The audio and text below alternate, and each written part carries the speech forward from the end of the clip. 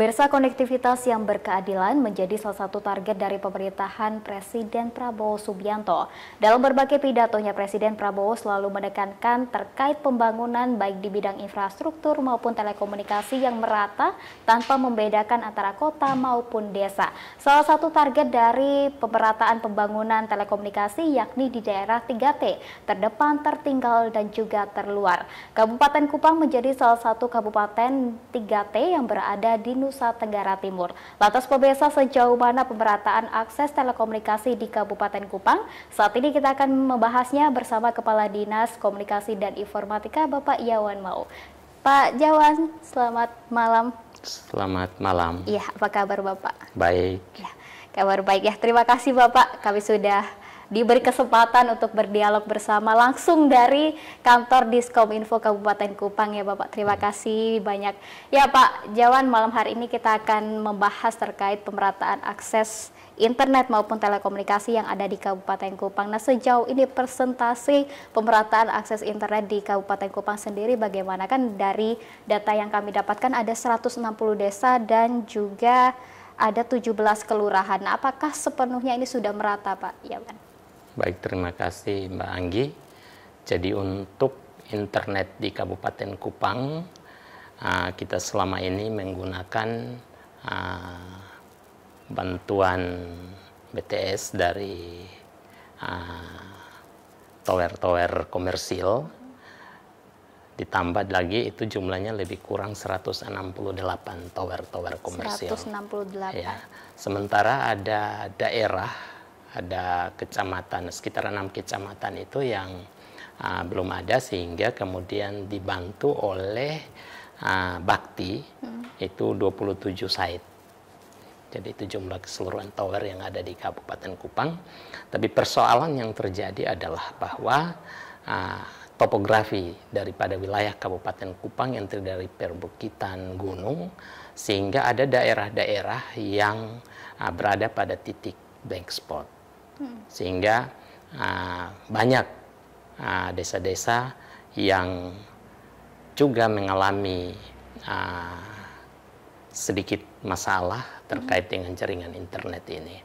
Nah, kami juga berterima kasih bahwa dengan dibangunnya stasiun bumi dan juga bantuan dari Kementerian Kominfo melalui Bakti Kominfo itu menghadirkan pada kami di Kabupaten Kupang lebih kurang kemarin itu ada 36 VISAT ya, untuk sekolah-sekolah, puskesmas dan juga pospol yang berada pada daerah blank spot tersebut.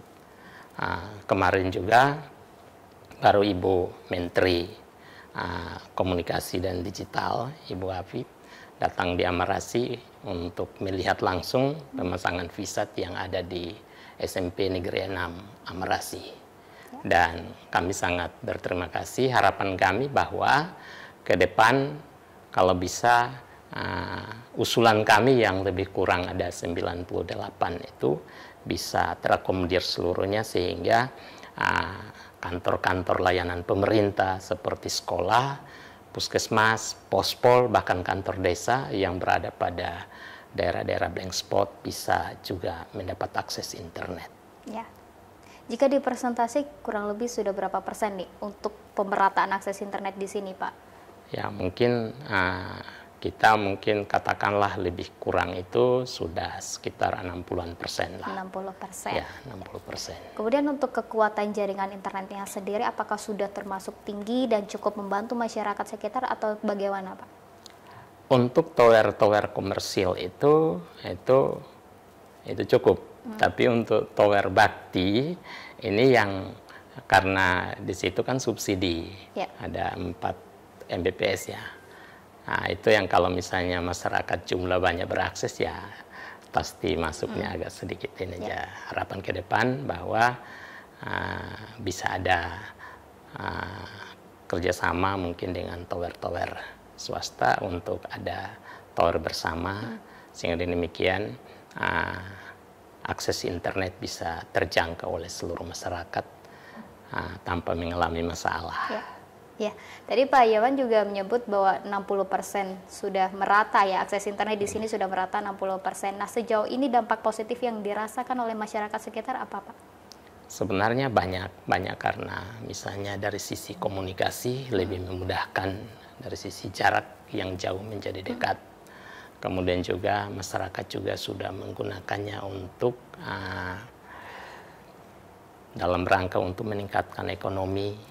Mereka bisa menggunakannya untuk promosi hasil usaha mereka melalui katakanlah marketplace dan seterusnya, sehingga dengan demikian artinya menolong masyarakat dalam rangka mengembangkan ekonomi mereka. Jadi tidak lagi harus jalan dan menawarkan, tetapi melalui media yang ada itu kemudian orang dapat mengetahui bahwa ada potensi-potensi yang dimiliki masyarakat yang bisa didapatkan. Ya, banyak positifnya ya Pak dengan adanya akses internet tadi. Nah, tadi Pak Yawan juga sempat menyebut bahwa masyarakat ini pengembangan usahanya sudah mulai menjangkau ke ranah digital ke marketplace. Nah, apakah hal ini bisa membuktikan bahwa masyarakat Kabupaten Kupang ini sudah melek digital yang tinggi atau seperti apa, Pak? Jadi memang kalau untuk di daerah-daerah kota itu sudah melek, tapi daerah-daerah desa tentu dengan kendala-kendala yang ada, mereka juga pasti berupaya juga, tapi tentu membutuhkan waktu untuk sama dengan yang ada di kota. Ya, itu di bidang usaha. Nah, kemudian kalau di bidang pendidikan, Pak, sejauh ini dengan adanya akses internet, apakah sudah sangat membawa perubahan besar khususnya di sektor pendidikan ini? Ya, memang era sekarang era digital, jadi pembelajaran juga misalnya pada waktu COVID, itu kan pembelajaran secara Zoom, sehingga dengan demikian masyarakat atau anak-anak sendiri sudah dilatih ke sana dan dipacu untuk mulai menggunakan media digital dalam rangka untuk mengembangkan pendidikan di satuan pendidikan masing-masing. Ya, kemudian tadi kita sudah membahas terkait bidang ekonomi, sektor pendidikan. Nah, yang tak kalah menariknya ada bidang pemerintahan, e-government menjadi salah satu yang digadang-gadang, yang ramai juga diperbincangkan saat ini. Nah, di Kabupaten Kupang sendiri, apakah sudah menerapkan e-government itu sendiri, Pak? Ya. Sudah. Di Dinas Kominfo sendiri yang menangani itu adalah bidang sebenarnya di Dinas Komunikasi dan Informatika itu dia semacam maksudnya dia semua terkonek di sini, semua terintegrasi di sini. Jadi data semua masuknya melalui Dinas Komunikasi dan Informatika. Ada kesulitan nggak Pak untuk mewujudkan, untuk menerapkan e-government ini? Kalau kita memang ada kesulitan sumber daya manusia. Kurangnya sumber daya manusia. Kalau saya di sini yang sarjana IT itu hanya kepala bidang saja.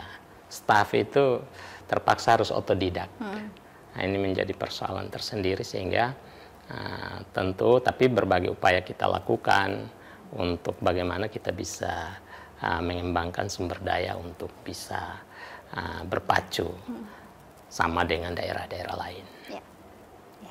Nah, selain pemerataan pembangunan telekomunikasi, yang tidak kalah menariknya adalah kita bagaimana bisa menjaga ruang digital bersama-sama ini. Nah, khususnya menjelang pilkada ini tentunya banyak sekali hiruk pikuk di media sosial begitu. Nah, Pak Yawan sebagai Kepala Diskominfo Kabupaten Kupang, bagaimana ini bisa memotivasi masyarakat untuk bisa menjaga ruang digital bersama-sama ini, khususnya menjelang pilkada 2024 ini, Pak Yawan? Ya, tugas kita adalah bagaimana kita menghimbau sehingga masyarakat menggunakan aplikasi ini dan memuat konten-konten, jangan sampai ada fitnahan terhadap pasangan calon yang akan mengikuti kontesten, tetapi memberikan pendidikan politik yang baik, sehingga demikian membuat masyarakat semakin matang dan dewasa dalam berpolitik.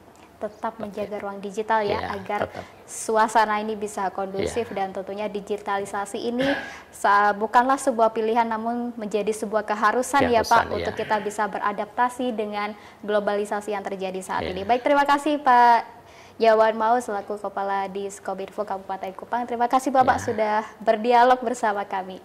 Dan pemirsa, kami akan segera kembali dengan informasi lainnya, tetaplah bersama kami.